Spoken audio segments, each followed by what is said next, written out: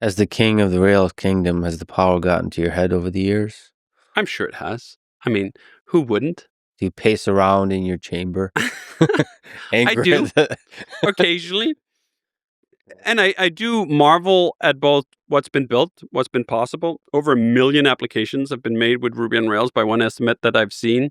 Businesses like Shopify and GitHub and a million others have been built on top of something that I started. That's very gratifying. But you really have to be careful not to smell your own exhaust too much. And you have to be just as careful not to listen too much to the haters Mm-hmm. and not to listen too much to the super fans either. That you assess the value and the sort of principles of what you're working towards on its own merits, on your own scoreboard. I try to block that out and then just go, well, I'm working on Rails because I love to write Ruby.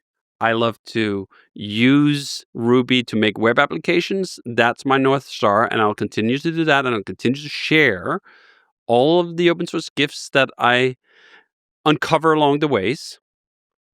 And that's it. That's enough, too. I don't have to get all of it out of it.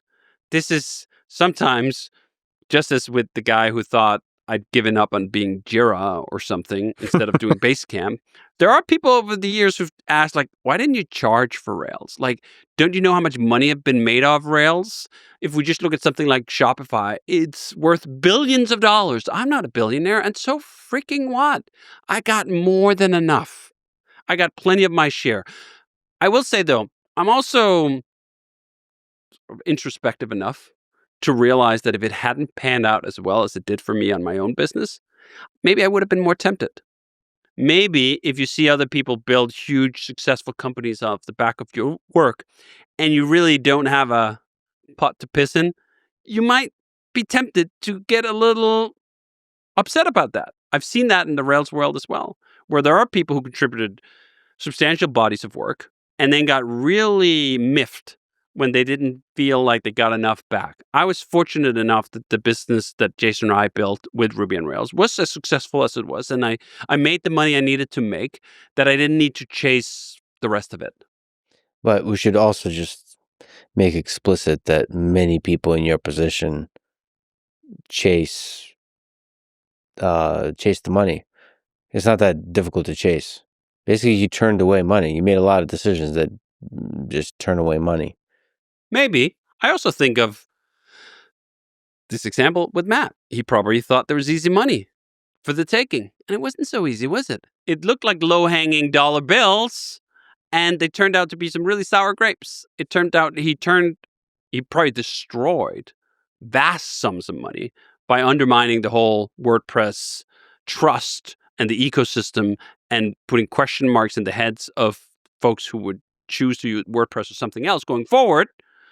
So I often think when people think like, oh, you left money on the table.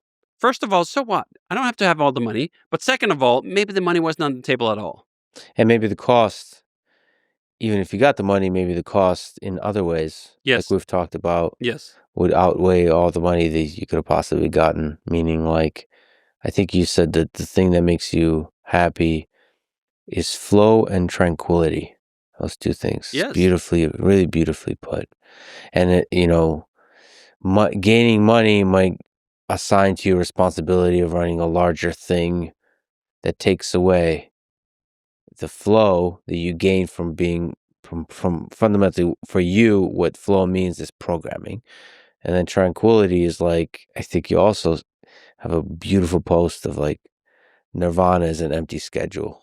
When I look at a upcoming week and I see that I have no scheduled meetings at all, which is quite common, or maybe I just have one thing for 1 hour on one day, I think to myself, do you know what? This could very easily have been very different. We could have been running a company of hundreds of people or thousands of people, and my entire calendar would have been packed solid with little Tetris blocks of other people's demands on my attention and time, and I would have been miserable as fuck. Yep. And I look at that and go like, what more can I ask for? Which is a really nice state of being, I'd actually say. I didn't have this always. I did have early on in my career some sense of like, I need a little more, a little more security.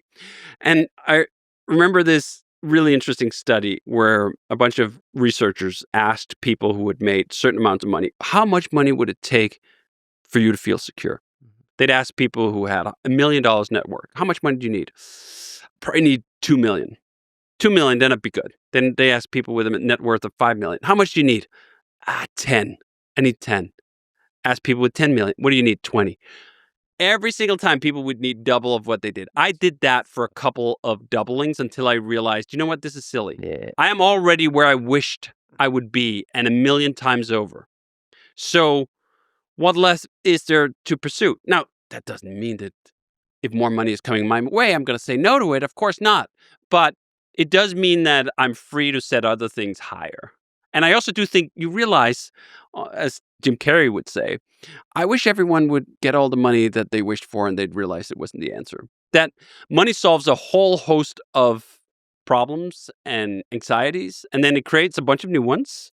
And then it also doesn't touch a huge swath of the human experience at all. The world is full of miserable, anxious, hurt, rich people.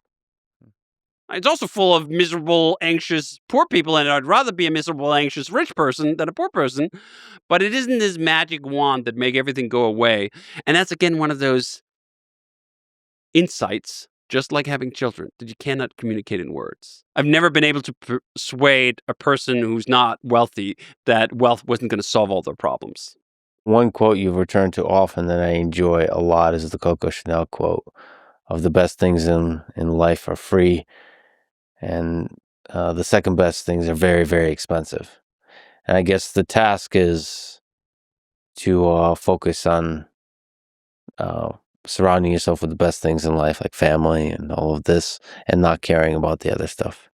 I would even say you can care about the other stuff. Just know the order of priority. Yeah. If you are blessed with a partner that you love, some children that you adore, you've already won the greatest prize that most humans are able to achieve. Most humans in this world, if they are of marital age and they have children, if you ask them what's the most important thing, they would all say that. They would all say that, no matter whether they're rich or poor. It's easy to lose sight of that when you're chasing the second best things. Because do you know what? They're also very nice. Mm-hmm. I really like that Pagani Sonda. It was a very expensive car, and I would have had no chance of acquiring it if I hadn't become rather successful in business. So I don't want to dismiss it either. It's great fun to have money. It's just not as fun for quite as long or as deep as you think it is. And these other things, having an occupation and a pursuit that you enjoy, being able to carry burdens with a stiff upper lip and with, again, a sense of meaning is incredible. To have family, to have friends, to have hobbies, to have all these things that are actually available to most people around the world, that's winning. And it doesn't mean you have to discount your ambitions. It doesn't mean you can't reach for more. But it does mean it's pretty dumb if you don't realize that it's not going to complete you in some hocus pocus woo sense to make more. It really isn't.